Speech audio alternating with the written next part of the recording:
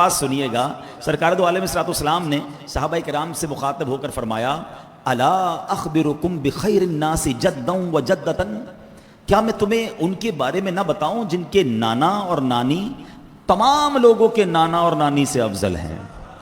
کیا نہ بتاؤں؟ پھر آگے فرمایا الا اخبرکم بخیر الناس عما و عمتا، کیا میں تمہیں ان کے بارے میں نہ بتاؤں جن کے چچا اور چچی تمام دنیا کے لوگوں کے چچا اور چاچی سے جو ہے وہ افضل ہیں؟ آگے فرمایا الا اخبرکم بخیر الناس خالا و خالتا، کیا میں تمہیں ان کے بارے میں نہ بتاؤں جن کے ماموں اور خالائیں تمام لوگوں کے ماموں اور خالاؤں سے بہتر ہیں؟ الا اخبرکم بخیر الناس ابا و اما، فرماتے کیا میں تمہیں ان کے بارے میں نہ بتاؤں جن کے والد اور والدہ نہایت ہی افضل ترین ہیں؟ نبی پاک سوال کرتے جا رہے ہیں، سوال کرتے جا رہے ہیں، اور سبحان اللہ پھر خود ہی اس کا جواب ارشاد فرماتے ہیں، فرماتے ہم الحسن والحسین، وہ کون ہیں؟ وہ حسن اور حسین ہیں۔ پھر مزید ارشاد فرماتے ہیں جدہما رسول اللہ، ان کے نانا جان کون ہیں؟ جناب رسول اللہ صلی اللہ تعالی علیہ وسلم۔ جدتہما خدیجہ، ان کی نانی جان خدیجۃ الکبریٰ رضی اللہ تعالی عنہا ہیں۔ امہما فاطمہ بنت رسول اللہ، ان کی امی جان رسول دو جہان صلی اللہ تعالی علیہ وسلم کی شہزادی سیدہ فاطمہ الزہرا رضی اللہ تعالی عنہا ہیں۔ ابوہما علی بن ابی طالب، ان کے ابو جان علی بن ابی طالب رضی اللہ تعالی عنہ ہیں۔ امتہما ام ہانی بنت ابی طالب، فرمایا ان کی پھوپھی جان کون ہیں؟ ام ہانی بنت ابی طالب رضی اللہ تعالی عنہا ہیں۔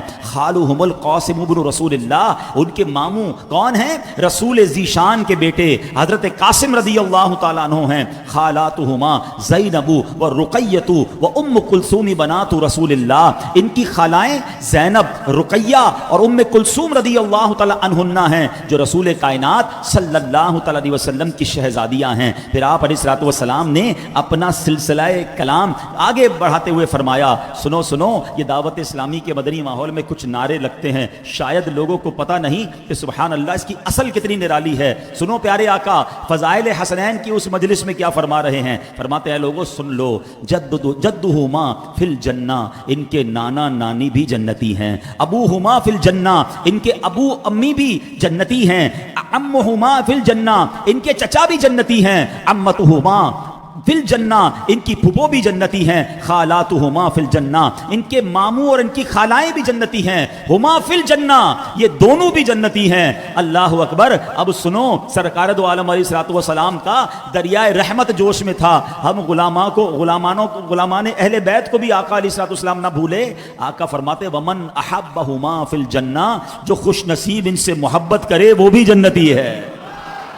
کیا گھرانہ میرے حضور کا ہے، نبی پاک کے خاندان سے، نبی پاک کی اہل بیت سے ارے ہم محبت کر لیں تو ہمارا بیڑا پار ہو جائے گا۔ نیازی صاحب لکھتے ہیں نا، مجھ پہ کتنا نیازی کرم ہو گیا، مجھ پہ کتنا نیازی کرم ہو گیا، دنیا کہنے لگی پنجتن کا گدا، ارے جس گھرانے کا جب سے میں نوکر ہوا سب سے اچھی میری نوکری ہو گئی۔ سبحان اللہ۔ اور یہ جو نعرے لگتے ہیں نا، سنو میرے آقا نے فرمایا، اب کیوں نہ جھوم جھوم کر لگائیں، ہر صحابی نبی، سب صحابیات بھی، چار یاران نبی، حضرت صدیق بھی اور عمر فاروق بھی، عثمان غنی، فاطمہ اور علی ہیں، حسن حسین بھی، والدین نبی، ہر زوجہ نبی، انشاءاللہ ان سے محبت دل میں ہوگی۔ الحمدللہ الحمدللہ، اپنے رب کا جتنا شکر ادا کریں وہ کم ہے کہ ہمیں صحابہ اور اہل بیت کی محبت رب عز و جل نے عطا کی، اور انشاءاللہ ان سے پیار ہے تو دو جہاں میں اپنا بیڑا۔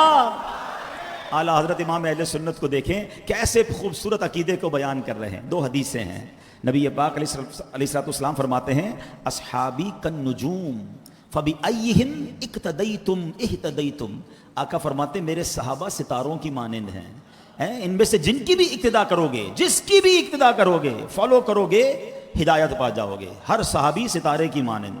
اور فرمایا حدیث پاک کا مضمون ہے کہ میری آل جو ہے میری امت کے حق میں کشتی نوح کی مانند ہے، جو اس میں سوار ہو جائے گا اس کا بیڑا پار ہو جائے گا۔ اب ذرا غور کیجئے، صحابہ کیا ہیں؟ ستارے ہیں۔ سرکار کی آل کیا ہے؟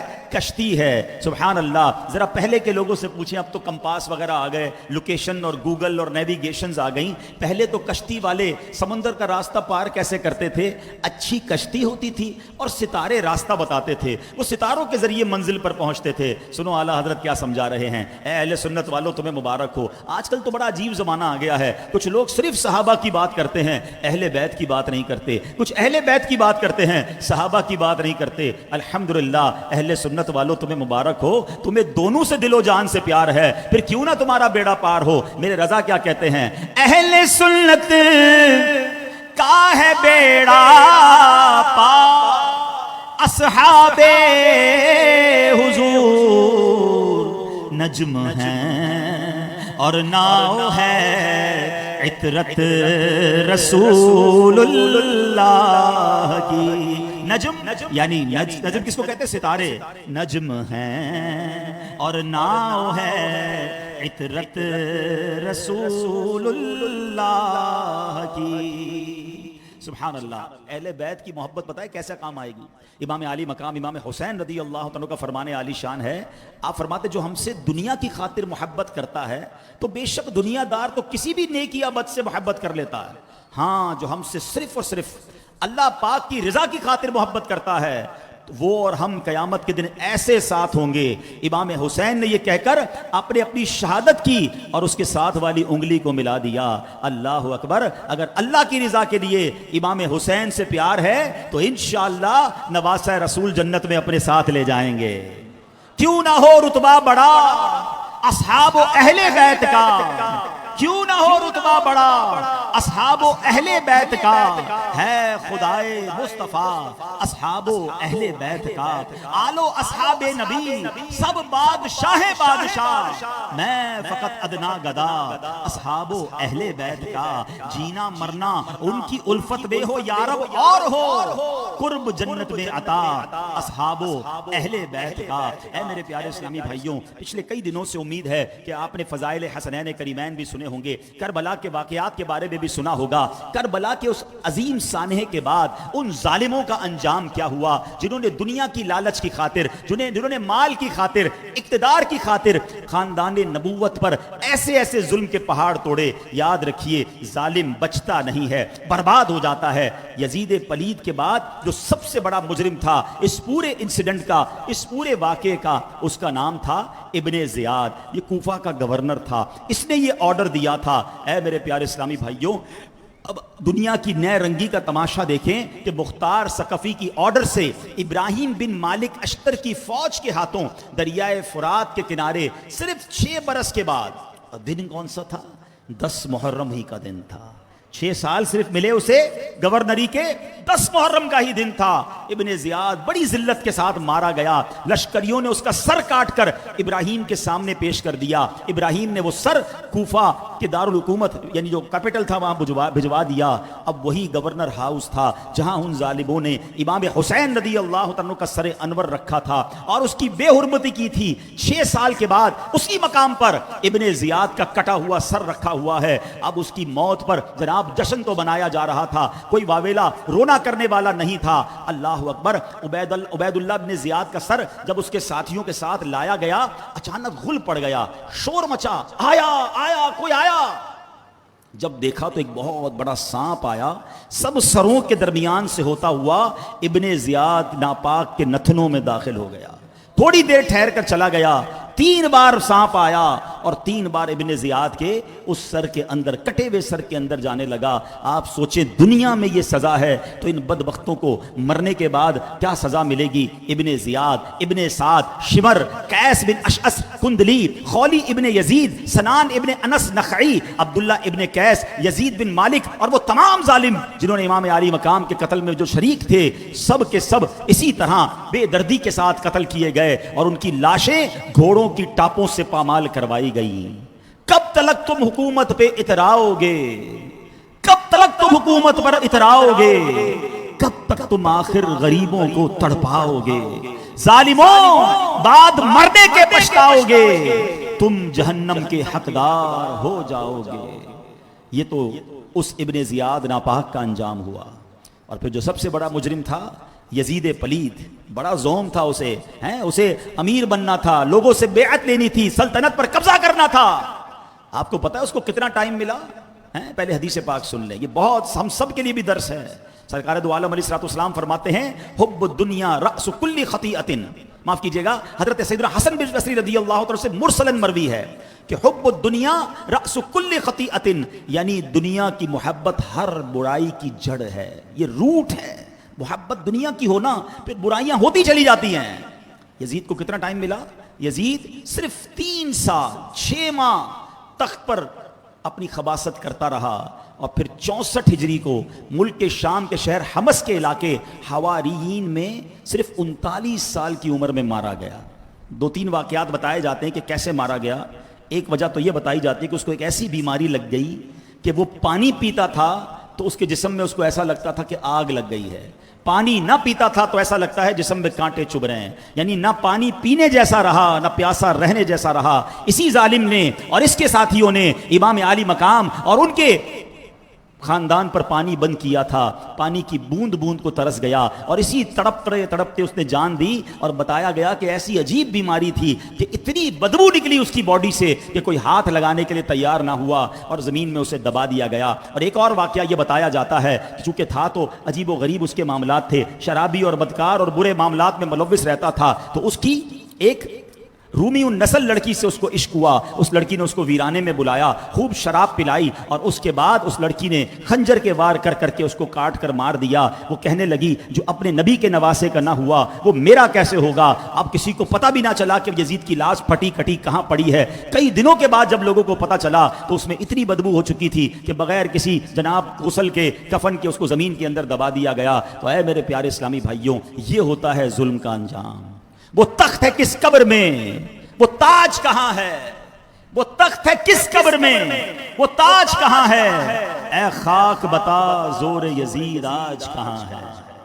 لوگ کہتے ہیں عددی طاقت ہونی چاہیے، کیلکولیٹر سے لوگ حساب کرتے ہیں. کیلکولیٹر تو آج بھی بتاتا ہے کہ ہزاروں یزیدی صحیح سلامت واپس گئے تھے، اور کربلا کے 72 کے قافلے میں ایک مرد، وہ بھی عابد بیمار تھے، وہ بھی بیمار تھے، اس لیے ظالموں نے چھوڑ دیا. کیلکولیشن تو یہ بتاتی ہے کہ یزید کے لوگ جیت گئے کیونکہ امام کا تو ایک ہی گھر کا فرد واپس گیا. مگر آؤ میں یہ دنیا کا کیلکولیٹر سائڈ پہ رکھو، اپنی آنکھوں سے کچھ دیکھیے، مجھے بتائیے پوری دنیا میں چلے جائیے، ایک بندہ شاید آپ کو نہیں ملے گا جو یہ کہے کہ میں ان یزیدی جو امام حسین کے مقابلے میں تھے، میں ان کی اولاد میں، میں ان کے خاندان میں سے ہوں. کوئی ایک ان کا نام لینے والا نہیں ملے گا. مگر دنیا کے کونے کونے میں جائیں آپ کو حسنی حسینی سید ملتے ہیں. یہ کیا ہوا ہے؟ کیسے یہ ان کی آل میں اللہ نے برکت ڈال دی. مرد تو ایک ہی واپس گیا تھا، اللہ نے پوری دنیا میں حسنی حسینی سید پھیلا دیے. کیسی برکتیں نازل ہوئیں. ارے یہ تو ان کی آل کی بات ہے. اور اگر مسلمانوں کے دلوں سے پوچھو تو آج ہر مسلمان کے دل میں امام حسین کی حکومت ہے. شاعر لکھتے ہیں نا، قتل حسین اصل میں مرگے یزید ہے، قتل حسین اصل میں مرگے یزید ہے. اسلام زندہ ہوتا ہے ہر کربلا کے بعد. امام حسین آج بھی موجود ہیں. کیا خوبصورت شعر ایک شاعر نے کہا، بات اتنی ہے مختصر، بات اتنی ہے مختصر، یزید تھا حسین ہے. اتنی ہی بات ہے. وہ تھا، وہ بھولی بسری داستان ہو گیا. امام حسین آج بھی ہمارے دلوں میں بستے ہیں. تو اے اہل بیت سے محبت کرنے والو، اے پنجتن پاک کی غلامی کا درس اپنے دم بھرنے والو، ہم نے عاشورہ تو گزار لیا، بہت سارے واقعات بھی سنے، امام حسین کی نیاز بھی آپ نے کھائی ہوگی، بڑی اچھی بات ہے. مگر کیا یہ عاشورے کا دن، یہ محرم الحرام صرف انہی چیزوں کے لیے آتا ہے، یا ہم نے اپنی ذات میں کچھ بدلاؤ بھی لانا ہے، کچھ تبدیلی بھی لانی ہے؟ سبحان اللہ. بھی ہم نے سنا کہ امام حسین نے کیا فرمایا کہ جو اللہ کی رضا کے لیے مجھ سے محبت کرے گا قیامت کے دن میں اور وہ ایسے ساتھ ہوں گے. تو محبت کا کوئی نہ کوئی تو پیرامیٹر ہوگا. کیا محبت صرف اسی کا نام ہے کہ ہم ان کی منقبت پڑھ لیں، ان کے لیے کوئی محفل منعقد کر لیں، ان کا جناب لنگر کھا لیں؟ یقیناً یہ بھی اچھے کام ہیں. مگر اصل محبت یہ ہے کہ محبوب کی ادا کو اپنایا جائے، جس سے پیار ہو اس جیسا بننے کی کوشش کی جائے، وہ کام کیے جائیں کہ جس سے محبت ہے وہ راضی ہو جائے۔ تو آئیے آج میں امام حسین رضی اللہ عنہ کی سیرت کے آپ کی 5 مبارک عادتیں بتاتا ہوں۔ امام حسین کو پسند کیا تھا، آپ کی فیورٹ چیزیں کیا تھیں، اور آپ کن چیزوں سے بے انتہا پیار کرتے تھے۔ جو حسینی کہلانے والا ہے، جو پنجتن کا غلام کہلانے والا ہے، اب اس پر لازم یہ ہے کہ ان چیزوں کو اپنی زندگی میں شامل کرے۔ امام حسین رضی اللہ عنہ کی زندگی کا ایک پہلی عادت، ایک پہلا وصف کیا تھا کہ آپ کا کیا انداز تھا، ذرا سنیے گا۔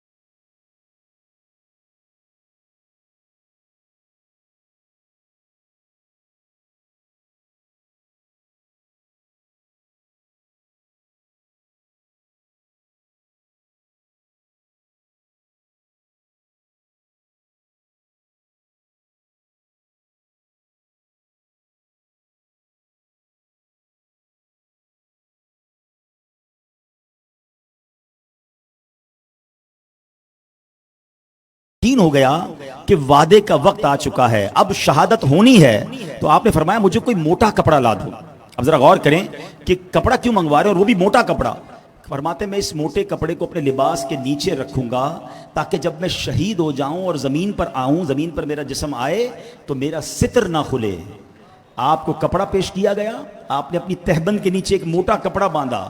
شہادت کا وقت ہے، لڑائی جاری ہے، تلواریں اٹھی ہوئی ہیں، خاندان کے افراد شہید ہو چکے ہیں، مگر فکر کیا ہے کہ شریعت پر عمل ہو جائے، میرا ستر نہ کھلے۔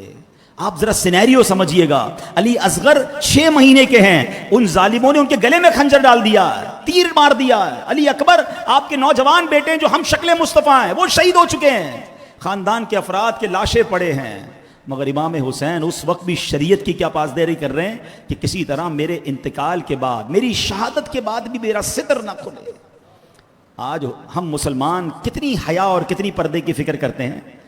مردوں کی بات کروں، عورتوں کی تو بات ہی دوسری، اس پہ آتا ہوں پہلے میں، لیکن ذرا مردوں کی بات کریں تو آج تو شارٹس، ایسے ایسے کپڑے آ گئے کہ خود اپنا ستر کھول کے لوگ گھوم رہے ہیں۔ حالانکہ مرد کے لیے ناف سے لے کر گھٹنے سمیت یہ جو جسم کا حصہ ہے یہ چھپانا فرض ہے، مگر کئی ایسے جناب کھیل کود ہیں، کئی ایسی ایکٹیویٹیز ہیں جس میں آج جناب مرد جو ہے وہ چھوٹے چھوٹے کپڑے پہن کر گھوم رہے ہیں، لوگ ستر دیکھیں کوئی پرواہ نہیں، حیا کی کوئی فکر ہی نہیں ہے۔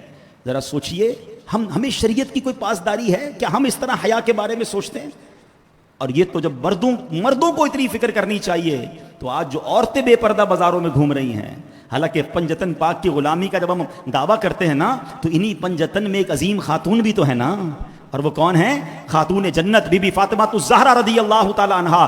آپ کی پردے کا عالم اور حیا کا عالم یہ تھا کہ آپ نانا جان علیہ الصلوۃ والسلام کے دنیا سے پردہ فرمانے کے بعد کبھی نہیں مسکرائیں۔ بی بی فاطمہ ایک ہی بار مسکرائیں، اور وہ وجہ کیا تھی کہ ان کو بتایا گیا کہ جنازے کی ایک ایسی ڈولی بنا لی گئی ہے کہ اگر جب آپ کے انتقال کے بعد آپ کا جنازہ اس ڈولی میں رکھا جائے گا تو آپ کی میت کو کوئی غیر مرد نہیں دیکھ سکے گا۔ یعنی خاتون جنت مسکرا رہی ہیں کہ میرا جنازہ بھی کوئی غیر مرد نہ دیکھ سکے۔ میری ماؤں بہنوں کو کیا ہو گیا اور ان کے گھر والوں کو کیا ہو گیا جو اپنے گھر کی خواتین کو تیار کر کے فیشن کروا کر، خوشبو لگا کر اور تیار کر کے بازاروں میں لے جا رہے ہیں، دعوتوں میں لے جا رہے ہیں، غیر مرد دیکھ رہے ہیں، انہیں فکر بھی نہیں ہے، اور کہتے ہیں میں پنجتن کا غلام ہوں۔ اپنے آپ سے پوچھئے نا، امام حسین سے محبت کا یہ درس نہیں کہ ہم مرد ہونے کے باوجود ہم بھی جہاں جہاں ہمارے لیے ضروری ہے اس جگہ پر حیا کریں، اپنے ستر کی حفاظت کریں، بے پردگی سے خود بھی بچیں۔ اور پھر خواتین، سبحان اللہ، خاتون جنت کا عالم تو یہ ہے کہ جب قیامت کے دن اہل محشر پل صراط سے گزر رہے ہوں گے، اس وقت اعلان ہوگا اہل محشر اپنی نگاہیں نیچی کر لیں، خاتون جنت کی سواری گزرنے والی ہے۔ یہ گھرانہ میرے حضور کا ہے، یہ ہے پردے کی بات۔ اور امام حسین کی شریعت سے پاسداری کیسی تھی، سبحان اللہ، امام حسین رضی اللہ تعالیٰ عنہ کا کس قدر شریعت پر اہتمام تھا۔ اب آتے ہیں دوسرا جو امام حسین کو بڑا عمل پسند تھا، وہ کیا ہے کہ آپ کو تلاوت قرآن سے بڑی محبت تھی، آپ قرآن سے بڑا پیار کرتے تھے۔ ایک بار کیا ہوا کہ ایک شخص کا کہنا ہے کربلا کے قریب میں نے دیکھا کہ ایک غیر آباد علاقے میں خیمے لگے ہوئے ہیں۔ میں نے پوچھا یہ کس کے خیمے ہیں؟ بتانے والے نے بتایا کہ یہ امام حسین کا خیمہ ہے، کربلا کے قریب آپ نے پڑاؤ ڈالا ہوا ہے۔ میں نے سوچا چلو میں بھی امام حسین سے ملاقات کر لوں۔ ڈھونڈتے ڈھونڈتے آپ کے خیمے میں پہنچا تو کیا ہوا، دیکھا کہ امام حسین خیمے میں بیٹھ کر قرآن کریم کی تلاوت کر رہے ہیں اور آپ کی آنکھوں سے آنسو بہ رہے ہیں۔ ہائے ہائے، اکیلے میں قرآن بھی پڑھ رہے ہیں اور آنسو بھی بہ رہے ہیں، کیونکہ قرآن ان کے نانا جان پر نازل ہوا تھا۔ ان کو قرآن کا مطلب نہیں پتا ہوگا تو کس کو پتا ہوگا، ان کے دل میں قرآن کا نور نہیں ہوگا تو کس کو نور ہوگا۔ اور سبحان اللہ، یاد رکھیے تلاوت قرآن بہت بڑی سعادت ہے، لیکن اگر قرآن سمجھ آنے لگے اور اس کی خشیت اور اس کے نور کی برکت سے آنکھوں سے آنسو بہ نکلیں تو یہ بڑا مقبول طریقہ ہے۔ خود قرآن ارشاد فرماتا ہے اللہ نزل احسن الحدیث کتابا متشابہا مثانی تقشعر منہ جلود الذین یخشون ربہم ثم تلین جلودہم وقلوبہم الی ذکر اللہ۔ قرآن کہتا ہے اللہ نے سب سے اچھی کتاب اتاری کہ ساری ایک جیسی ہے، بار بار دہرائی جاتی ہے، اس سے ان لوگوں کے بدن پر بال کھڑے ہوتے ہیں اور جو اپنے رب سے ڈرتے ہیں پھر ان کی خالیں اور دل اللہ کی یاد کی طرف نرم پڑ جاتے ہیں۔ روایت میں ہے کہ صحابہ کرام علیہ رضوان کی حالت یہ ہوتی تھی کہ جب ان کے سامنے قرآن کریم تلاوت کیا جاتا ان کی آنکھوں سے آنسو نکلتے تھے، ان کے رونگٹے یعنی جسموں پر موجود بال کھڑے ہو جایا کرتے تھے۔ اے میرے پیارے اسلامی بھائیوں، یہ حال ہوتا تھا ہمارے بزرگوں کا تلاوت قرآن کرتے ہوئے۔ ہم بھی حسینی کہلاتے ہیں، مگر افسوس یہ ہے کہ بڑی تعداد میں مسلمانوں کو قرآن پڑھنا ہی نہیں آتا ہے۔ تلاوت تو بات کی بات ہے، پراپر قرآن ہی پڑھنا نہیں آتا، تلفظ کے ساتھ قرآن ہی نہیں آتا۔ صاد کی جگہ سین پڑھ رہے ہوتے ہیں، قاف کی جگہ کاف پڑھ رہے ہوتے ہیں، ہا کی جگہ ہا پڑھ رہے ہوتے ہیں، جس سے معنی بھی بدل جاتے ہیں، مگر کسی کو فکر نہیں ہے۔ اچھا جناب پڑھنا آتا ہے تو تلاوت نہیں کرتے ہیں اور کہتے ہیں میں پنجتن کا غلام ہوں۔ میرے امام کو پتہ ہے قرآن سے کتنی محبت تھی، یہ تو حیات طیبہ میں قرآن پڑھ رہے تھے نا، جب شہید کر دیا گیا، جب آپ کا سر انور نیزے پر تھا، ان ظالموں نے نیزے پر سر اٹھایا تھا۔ روایتوں میں آتا ہے امام حسین کے سر اقدس سے اس وقت بھی تلاوت قرآن کی آواز آ رہی تھی۔ عبادت ہو تو ایسی ہو، تلاوت ہو تو ایسی ہو، عبادت ہو تو ایسی ہو، تلاوت ہو تو ایسی ہو، سر شبیر تو نیزے پہ بھی قرآن سناتا ہے۔ اب بتائیے ہم کتنا قرآن پڑھتے ہیں؟ اگر واقعی حسینی بننا ہے، اگر واقعی امام حسین سے محبت کرنی ہے تو پھر تلاوت قرآن کیجئے۔ بلکہ سچی بات تو یہ ہے کہ امام حسین صرف تلاوت نہیں کرتے تھے، قرآن کے احکام پر کیسا عمل کرتے تھے۔ اس سے ایک واقعے سے اندازہ کیجئے کہ ایک بار آپ کی ایک کنیز آپ کے پاس آئی اور بڑے پیارے انداز میں اس نے امام حسین کو سلام کہا، سلام عرض کیا، تو امام حسین رضی اللہ تعالیٰ نے کہا کہ آج سے تم آزاد ہو، آزاد کر دیا۔ تو آپ کے ساتھ ایک شخص دوست بیٹھے تھے، کہتے ہیں حضور اس نے صرف آپ کو سلام کیا ہے، آپ نے سلام کے جواب میں سے آزاد کر دیا۔ سبحان اللہ۔ تو امام حسین رضی اللہ عنہ کی قرآن فہمی دیکھیے، آپ نے قرآن کی آیت پڑھی وَإِذَا حُيِّيتُم بِتَحِيَّةٍ فَحَيُّوا بِأَحْسَنَ مِنْهَا أَوْ رُدُّوهَا إِنَّ اللَّهَ كَانَ عَلَى كُلِّ شَيْءٍ حَسِيبًا۔ قرآن کہتا ہے اور جب تمہیں کسی لفظ کے ساتھ سلام کیا جائے تو تم اس سے بہتر لفظ سے جواب دو یا وہی لفظ کہہ دو، بے شک اللہ ہر چیز پر حساب لینے والا ہے۔ امام حسین کہتے ہیں اس نے بہت اچھے انداز میں مجھے سلام کہا، اب اس سے بہتر انداز میں تو جواب ہو نہیں سکتا تھا، اس لیے میں نے قرآن کے حکم پر عمل کرتے ہوئے اس کو آزادی کر دیا۔ یعنی کتنا قرآن پر عمل تھا۔ ہمیں تو پہلے تو قرآن پڑھنا نہیں آتا، پھر قرآن سمجھیں گے کب اور عمل کب کریں گے؟ تو اے میرے پیارے اسلامی بھائیوں، یہ ہے دعوت اسلامی جو حسینی قافلے میں پتہ ہے ہمیں کیسے شامل کرتی ہے۔ پہلا ہم نے کیا کہا تھا کہ امام حسین کا پہلا وصف کیا تھا کہ وہ شریعت کی پاسداری پر بات کرتے تھے۔ دعوت اسلامی کے اجتماعات، دعوت اسلامی کے مدنی قافلے، دعوت اسلامی کے مدنی مذاکرے، دعوت اسلامی کے جامعات، یہ سب ہمیں شریعت پر پاسداری کا درس دے رہے ہوتے ہیں۔ اور دوسرا امام حسین کو قرآن سے محبت تھی۔ اللہ اکبر، اس حسینی قافلے میں شامل کرنے کے لیے دعوت اسلامی نے دنیا بھر میں مدرسوں مدرسۃ المدینہ بنائے. اچھا ہزاروں کی تعداد میں مدرسے بنائے, 5 لاکھ کے قریب بچے اور بچیاں بغیر فیس کے اس میں قرآن پاک پڑھ رہے ہیں. 1 لاکھ سے زیادہ حافظ قرآن بن گئے, تقریباً 4 لاکھ کے قریب بچوں نے ناظرہ قرآن پڑھ لیا. لیکن جب بھی لفظ مدرسہ سنتے ہیں تو ہمیں کیا آتا ہے؟ بچوں کا مدرسہ. تو بڑے سوچتے ہیں ہم کہاں جائیں, بچے تو مدرسے میں پڑھ لیں گے, ہم تو بڑے ہو گئے, اب قرآن سیکھا نہیں تھا, اب کہاں جائیں.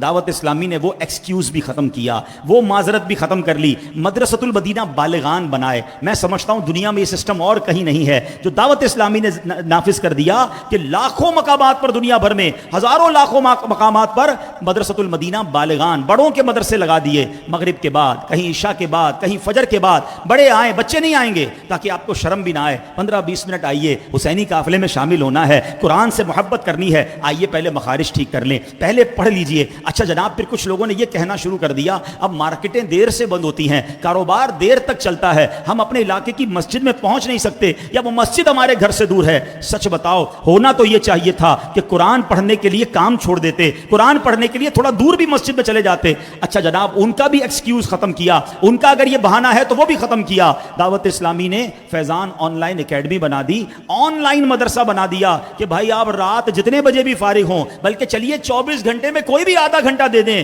آن لائن آپ کو قرآن پاک پڑھا دیا جائے گا.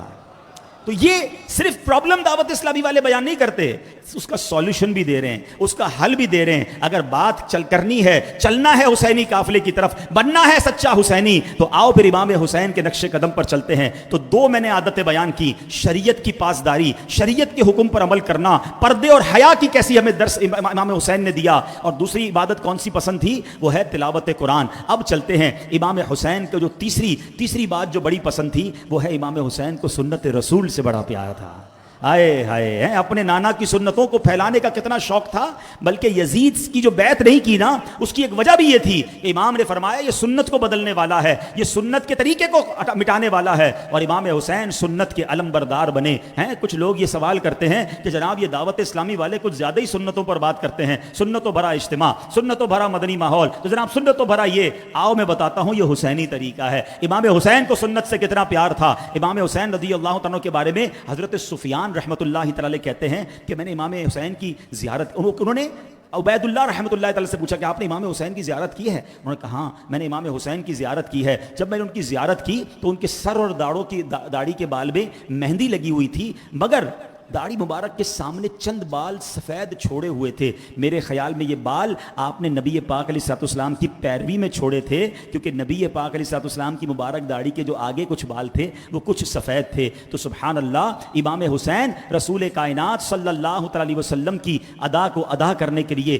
سنت پر عمل کر رہے ہیں. ایک بار درزی نے آپ کے کپڑے سینے تھے, ہم بھی ناپ دیتے ہیں نا, کچھ لوگ بڑی عجیب سی بات کرتے ہیں, کہتے ہیں حضرت داڑھی میں نے چھوٹی نہیں کی ہے, یہ ذرا میں نے جو میرے معاملات جو داڑھی کے نا, میں تو بیٹھ گیا تھا کس کے پاس, نائی کے پاس, میری آنکھ لگ گئی تھی تو اس میں جناب وہ داڑھی چھوٹی ہو گئی. مجھے یہ سمجھ نہیں آتا جس کی داڑھی چھوٹی ہوتی ہے اس کی آنکھ کیوں لگ جاتی ہے, کبھی اس کی ٹنڈ نہیں ہوئی ہے, ایسا نہیں ہوا کہ درزی اس سے بغیر پوچھے اس کے بال کاٹ دے, داڑھی چھوٹی ہو جائے گی اور کہتے ہیں میری آنکھ لگ گئی تھی, مجھے پتہ نہیں چلا کیسے ہو گیا. اللہ اکبر, جس کو سنت پر عمل کرنے کا درس ہو, مجال ہے اس کا درزی یا اس کا نائی ایک سوت کپڑا ایسا کر دے جو سنت سے ہٹ کر ہو, یا داڑھی کے بال چھوٹے کر دے. ہمیں کیسے کوئی سنت سے دور کر سکتا ہے جب تک میں دور ہونا نہیں چاہتا. سنو, امام حسین سے ان کا درزی پوچھتا ہے حضور آپ کے کرتے کی لمبائی جو ہے پیروں تک رکھوں؟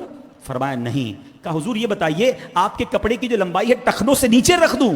فرمایا نہیں. اور فرمایا ما اسفل من الکعبین فی النار, یعنی جو کپڑا ٹخنوں سے نیچے لٹکتا ہے وہ آگ میں ہے. نبی پاک کی سنت یہ ہے کہ پاجامہ یا اگر کوئی بھی کپڑا پہنا ہے وہ ٹخنوں سے اوپر ہونا چاہیے. اللہ اکبر, میرے امام اس قدر سنت سے محبت کرتے ہیں. اور آج ہم کہتے ہیں وہ فلاں ایکٹر نے جیسے کپڑے پہنے ہیں نا, ہم نے ویسے کپڑے پہننے ہیں. آج کل اس فٹ بالر نے وہ پھٹی ہوئی پینٹ پہنی ہے تو اپنی پوری پینٹ لے کر اس کو پھاڑ رہے ہوتے ہیں کیونکہ اس کے طریقے پر عمل کرنا ہے. ارے بال بڑے عجیب بنائے ہیں, خیر تو ہے حضرت, آپ کو کیا پتا, آج کل یہ فیشن ہے, یہ ٹرینڈ چل رہا ہے. ارے کبھی تم کس کے پیچھے, کبھی کس کے پیچھے کرتے ہو. آؤ میں بتاتا ہوں سنت کا راستہ کیا ہے. سرکار دو عالم علیہ الصلوۃ والسلام فرماتے ہیں من احب ومن احب سنتی فقط احبنی, جس نے میری سنت سے محبت کی, من احب سنتی فقط احبنی, جس نے میری سنت سے محبت کی اس نے مجھ سے محبت کی. اور فرمایا ومن احبنی کانا معی فی الجنہ, اور جس نے مجھ سے محبت کی وہ جنت میں میرے ساتھ ہوگا. اب مجھے بتاؤ سنت پر عمل نہ کریں ہیں؟ سنت کا راستہ نبی پاک کے ساتھ جنت میں جانے والا راستہ ہے. جس کو سنت سمجھ نہیں آتی وہ اپنے دماغ کا علاج کرائے. میں کیوں اس کے طریقے پر عمل کروں؟ مجھے ایک بات بتائیے, آپ یاد رکھیے روایتوں میں آتا ہے قیامت کے دن بندہ اس کے ساتھ ہوگا جس سے دنیا میں محبت کرتا ہوگا. اے غیر مسلموں اور اے دنیا داروں کے طریقے کو اپنانے والوں, اپنے دل سے پوچھو, کیا قیامت کے دن ان کے ساتھ اٹھنا پسند کرو گے؟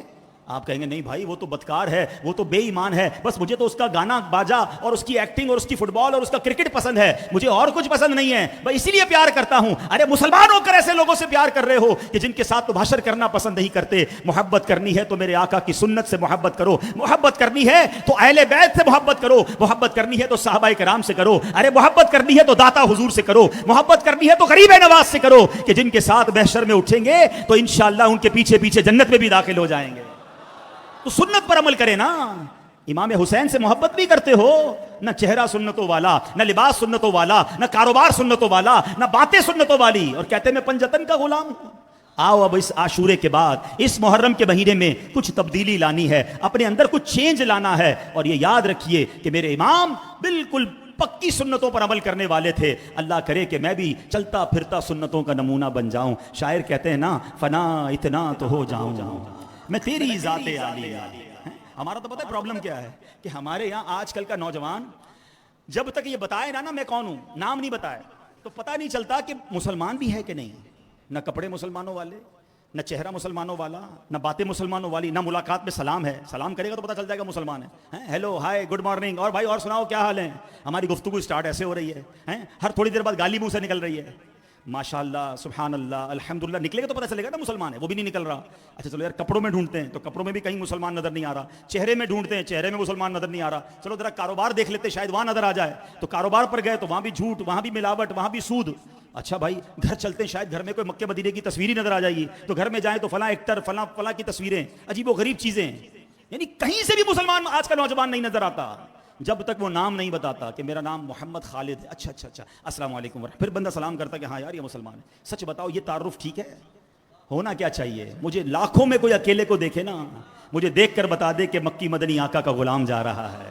فنا اتنا تو ہو جاؤں میں تیری ذات عالی میں, جو مجھ کو دیکھ لے اس کو تیرا دیدار ہو جائے. پتا چلے نا یہ سرکار کا امتی جا رہا ہے. بتانا کیوں پڑے مجھے زبان سے کیوں تعارف کروانا پڑے. میرا حلیہ بتائے, میرا چہرہ بتائے, میرا لباس بتائے, میری گفتگو بتائے, میرا کاروبار بتائے, میرا لوگوں سے ملنا جلنا بتائے, میرا مسجد میں روزانہ پابندی سے آنا بتائے, میری خوش اخلاقی بتائے, میری سچائی بتائے. ارے مجھے دیکھ کر لوگ کہیں امتی ایسا ہے تو اس کے آقا کیسے ہوں گے. مگر آج حال یہ ہے کہ امتی کو دیکھ کر لوگ اسلام کو برا بھلا کہہ رہے ہیں. شرم آنی چاہیے انہیں کہ ایسا نہیں ہو رہا کہ مسلمانوں کے کاروبار دیکھ کر, مسلمانوں کے طریقے دیکھ کر لوگ کہتے ہیں یار اسلام مسلمان اچھے نہیں ہوتے. آج دنیا بھر میں جائیں اس مسلمانوں کی پروڈکٹ نہیں بک رہی ہے, میڈ ان مسلم ملک, لوگ کہتے ہیں نہیں خریدو بھائی, یہ جو کہتے ہیں ہوتا نہیں ہے. یہ تعلیمات تھی اسلام کی. ارے دوسروں کو چھوڑے ہم نہیں خریدتے, ہمیں خریدنی ہوتی ہے کوئی چیز, کہتے ہیں یار پاکستان کی نہیں کسی اور ملک کی خرید لو, کیونکہ جو لکھا ہے نا وہ نکلے گا نہیں. پاکستانی دوائی کھانے میں ڈر لگ رہا ہوتا ہے. لیکن کیا ان ملاوٹ کرنے والوں کو مرنا نہیں ہے؟ امام حسین کو منہ دکھانا نہیں ہے؟ جس امام حسین اور ان کے خاندان والوں نے اپنے نانا کے دین کے پرچم کو بلند کرنے کے لیے سر کٹا دیا, تم نے چند سکوں کی خاطر اس اسلام کے نام کو برباد کر دیا. ایسا نہ کرنا, ایسا کر کے جانا دنیا سے, اپنے حصے کا چراغ جلا کے جانا کہ کل جب امام حسین کی بارگاہ میں حاضری ہو تو ہم کہہ سکے حضور ہم بھی اپنے حصے کا چراغ جلا کر آئے ہیں. آپ نے نانا کے دین کی خاطر سر کٹا دیا. حضور ہم نے بھی کچھ بے نمازیوں کو نمازی بنایا. حضور ہم بھی نبی پاک کی سنت پر عمل کرتے تھے, کچھ لوگوں کو ہم نے بھی عمل کروایا. حضور آپ کو قرآن سے بڑی محبت تھی, میں خود بھی قرآن پڑھتا تھا اور مسلمانوں کو بھی قرآن پڑھاتا تھا, میرے بچوں کو بھی میں نے قرآن پڑھایا. کچھ تو ایسا کر کے جاؤ جو ہم امام حسین اور اہل بیت کی بارگاہ میں پیش کر سکیں. کم از کم دین کے نام کو بدنام تو نہ کیجئے. اب آگے چلیے, امام حسین کی علم سے محبت کیسی تھی. اللہ اکبر. امام حسین کے بارے میں ایک عجیب سی بات آج کل سوشل میڈیا پہ پھیلائی جاتی ہے کہ یہ بتائیے جناب, امام حسین کا بچپن تو بیان ہوتا ہے, اس کے بعد کا جو لائف اسپین ہے وہ تو بیان ہی نہیں ہوتا, پھر آخر میں شہادت بیان ہو جاتی ہے. تو امام حسین کی جو زندگی کے جو بیچ کا دور تھا وہ کیا ہوا, وہ کہاں تھا, وہ کیا کرتے تھے, سنو آج کیا کرتے تھے. میرے امام کی زندگی گزری تو کیسی گزری, اس دوران انہوں نے کتنا علم دین حاصل کیا اور کیسا علم پھیلایا. سبحان اللہ. امام حسین رضی اللہ عنہ کی جوانی مبارک اور تقریباً جو 46 سال کی مبارک زندگی ہے, اس میں آپ نے علم دین سیکھا اور مسجد میں علم دین سکھاتے رہے. جی ہاں, مسجد نبوی میں میرے امام درس دیا کرتے, باقاعدہ حلقہ لگتا تھا. اے درس دینے والوں تمہیں مبارک ہو, اے مسجدوں میں بیان کرنے والوں تمہیں مبارک ہو, یہ حسینی طریقہ ہے جو اللہ نے تمہیں عطا کیا ہے. اور اے اسلامی بھائیوں, جب مسجد میں درس ہوا کرے, بیان ہوا کرے تو بیٹھ جایا کرو. میرے امام کی محفل بھی مسجد نبوی میں ایسے ہی سجا کرتی تھی. اب سنو, حضرت امیر معاویہ رضی اللہ تعالی عنہ سے کسی نے پوچھا کہ امام حسین کی زیارت کرنی ہے, کہاں زیارت ہو سکتی ہے؟ اب امیر معاویہ رضی اللہ عنہ کیا کہتے ہیں, محبت کے جذبات میں کہتے ہیں, مسجد نبوی میں جاؤ, وہاں تمہیں ایک حلقہ دکھائی دے گا, لوگ اطمینان کے ساتھ بیٹھے ہوں گے, گویا ان کے سر پر پرندے بیٹھے ہیں. وہ حلقہ امام حسین رضی اللہ تعالی عنہ کا حلقہ ہوگا. یعنی جب میرے امام بیان کرتے, وہ درس دیتے, تو لوگ ایسے ہمتن گوش ہو کر, ایسے فوکس ہو کر سنتے تھے گویا ان کے سروں پر پرندے بیٹھے ہوں, وہ ہلتے بھی نہیں تھے. تو اے میرے پیارے اسلامی بھائیوں, اے امام حسین سے محبت کا درس دم بھرنے والوں, اب میں آپ سے پوچھتا ہوں, ہمیں کتنا علم دین آتا ہے؟ میرے امام نے علم سے محبت کی, علم دین پھیلانے میں زندگی صرف کی. ہم میں کتنے علماء ہیں, یا ہم کتنا علماء کی صحبت میں بیٹھتے ہیں, کتنے فرض علوم ہم نے سیکھ لیے. ارے سبحان اللہ, آپ امام حسین کی ہر عبادت سے محبت دیکھیے اور دعوت اسلامی کا مدنی ماحول دیکھیے. اللہ میرے پیر و مرشد کو سلامت رکھے. امیر اہل سنت نے تو دعوت اسلامی والوں کی گٹی میں اہل بیت کی محبت ڈال دی. دعوت اسلامی کے دو اہم ترین کام کہلاتے ہیں, مدنی قافلہ, پہلے ہم کہتے تھے مدنی انعام, اب کہتے ہیں نیک اعمال. اب بتاؤ ماشاءاللہ, امیر اہل سنت کی زبان سے کئی بار سنا ہوگا, 3 دن کا مدنی قافلہ نہیں, آپ فرماتے 72 گھنٹے کا مدنی قافلہ ہے. نیک اعمال اسلامی بھائیوں کے کتنے ہیں بھائی, آپ بتا دو کتنے ہیں؟ 72. 2 مین کام, اور دونوں 72 کے فگر کے ساتھ. اس کا مطلب یہ ہے کہ دعوت اسلامی ہے وہ اہل بیت کا فیضان ہے, اہل بیت کی محبت سکھا رہی ہے, تاکہ ان دونوں کاموں کو کرتے چلے جاؤ. 72 شہدائے کربلا اور اسیران کربلا کا فیضان تمہیں ملنا نصیب ہو جائے گا. تو سبحان اللہ, اب یہ جو 5 عبادتوں کی بات ہو رہی ہے, ہر عبادت کو پھیلانے کا, اس میں ہمیں انوالو کرنے کا کیا خوبصورت نظام دعوت اسلامی نے بنایا. عالم بننا چاہتے ہیں, جامعۃ المدینہ موجود ہے. علم دین سیکھنا چاہتے ہیں, مدنی قافلے موجود ہیں. اچھا جناب, وقت تھوڑا کم ہے, ایک ساتھ بہت ساری چیزیں سیکھنا چاہتے ہیں, مدنی مذاکرہ موجود ہے. مدنی چینل بنایا جہاں ڈبل 12 گھنٹے علم دین کی شمع کو روشن کیا جا رہا ہے. اسلامی بہنوں کے اجتماعات الگ ہیں. سبحان اللہ, علم دین کی مجالس کیسی دعوت اسلامی نے منعقد کر دی. تو آئیے اس مدنی ماحول سے وابستہ ہوں اور حسینی طریقے پر آگے بڑھ جائیں. آخری وہ عمل جو امام حسین کو بڑا پسند تھا, امام حسین رضی اللہ عنہ کو عبادت سے بڑا پیار تھا. حضرت ابن اسیر جرزی رحمۃ اللہ تعالی فرماتے, جزری رحمۃ اللہ تعالی لکھتے ہیں, امام حسین کثرت سے نمازیں پڑھتے, روزے رکھتے, حج کرتے, صدقہ و خیرات کیا کرتے, اور ہر بھلائی کا کام بجا لایا کرتے. شہزادہ علی وقار امام زین العابدین فرماتے ہیں, میرے ابو جان امام حسین دن رات میں 1000 نوافل ادا کیا کرتے تھے. امام حسین رضی اللہ عنہ کے بارے میں یہ بھی منقول ہے کہ آپ نے 25 حج پیدل فرمائے. ہاں, بعض اوقات کیا ہوتا ہے کہ بڑا نام ہو جائے نا, اب میں ذرا دعوت اسلامی کے مبلغین, ذمہ داران, نگران, ذرا تھوڑا ان سے بھی بات کر لوں کہ بعض اوقات کیا ہوتا ہے, ذمہ داریاں آ گئیں, نگرانی مل گئی ہے, کوئی شعبہ مل گیا, تو اب جناب اپنی تنظیمی کاموں میں تو مصروف ہیں, علم دین پڑھ رہے تو کتابوں میں مصروف ہیں. میں نہیں کہتا یہ ثواب نہیں ہے, یہ بھی نیکی ہے, مگر سبحان اللہ ذکر و اذکار کی لذت بھی ہونی چاہیے, تلاوت قرآن کی لذت بھی ہونی چاہیے, نوافل کا سلسلہ بھی ہونا چاہیے. سبحان اللہ. دوبارہ چلیے امیر اہل سنت کی بارگاہ میں, ہمیں نوافل سے کیسا جوڑے رکھا, ہمیں ذکر سے کیسا جوڑے رکھا, ہمیں درود سے کیسا جوڑے رکھا, کہ ہر دعوت اسلامی والے کے لیے ضروری قرار دیا گیا کہ نیک اعمال کا رسالہ بھر لو, تاکہ تمہیں پتہ چلے آج درود پڑھے کہ نہیں, آج نوافل پڑھے کہ نہیں, اشراق, چاشت, اوابین اور جناب تہجد کی نماز پڑھی کہ نہیں, تاکہ ہم وہ جو نفلی عبادتیں ہیں, جو ہمارا رب سے کنیکشن ہے, وہ بھی مضبوطی کے ساتھ باقی رہے. اور یہی امام حسین کا طریقہ تھا. سبحان اللہ. جب کربلا کا مارکا ہونا تھا نا, آخری بات سن لو, اندازہ ہوگا امام حسین کو اللہ کے ذکر, اللہ کی یاد سے کتنی محبت تھی, عبادت سے کتنا پیار تھا. آپ اپنے چچا حضرت عباس سے کہتے ہیں, اپنے بھائی حضرت عباس علمبردار سے کہتے ہیں کہ کسی طرح جنگ کل تک کے لیے مؤخر ہو سکتی ہے, تھوڑا سا ڈیلے ہو سکتی ہے. اچھا, یہ اس لیے نہیں تھا کہ ایک دن اور مل جائے تو ذرا فیملی میٹنگ کر لوں, بچوں سے مل لوں, کوئی وصیتیں مزید ہو جائیں. فرماتے ہیں بات یہ ہے کہ میں ایک رات مزید اللہ کے دل بھر کر عبادت کرنا چاہتا ہوں. ہیں کہتے ہیں کہ اللہ خوب جانتا ہے مجھے نماز پڑھنا، قرآن کریم کی تلاوت کرنا، کثرت سے دعائیں مانگنا اور کثرت سے استغفار کرنا بہت پسند ہے۔ تو اے میرے پیارے اسلامی بھائیوں، ہم اگر واقعی پنجتن کی غلامی اختیار کرنا چاہتے ہیں، واقعی حسینی قافلے میں شامل ہونا چاہتے ہیں، تو ان عادتوں کو اپنا لیجئے۔ آئیے آج سے پکی سچی نیت کر لیجئے کہ ہماری آج کے بعد کوئی نماز قضا نہیں ہوگی۔ جس کی پکی نیت بنتی ہے وہ ہاتھ زور سے اٹھا کر کہے کہ انشاءاللہ آج کے بعد کوئی نماز قضا نہیں ہوگی۔ کیسے نماز قضا کر دیں یار؟ امام حسین تلوار کے سائے میں نماز نہ چھوڑیں اور میں بستر پر نماز قضا کر دوں؟ ہیں ذرا سوچئے، نماز قضا نہیں کریں گے، پھر انشاءاللہ روزانہ کچھ نہ کچھ تلاوت قرآن کریں گے انشاءاللہ۔ اچھا نہیں آتی تلاوت تو سیکھیں، مخارج سیکھیں۔ دعوت اسلامی ہے نا، مدرسۃ المدینہ بالغان میں آ جائیں، ماشاءاللہ فیضان مدینہ میں بھی لگتا ہے، باقی مساجد میں بھی لگتے ہیں، تو آ جائیں، بس 15 منٹ کے لیے آئیں، امام صاحب سے پوچھیں کیا ٹائمنگ ہے، آئیے 15 منٹ کے اندر اپنے مخارج ٹھیک کر لیں تاکہ مجھے ثواب تو ملے تلاوت کا، میں قرآن پڑھنے والوں میں تو شامل ہو جاؤں، ٹھیک ہے نا؟ پھر مدنی قافلوں میں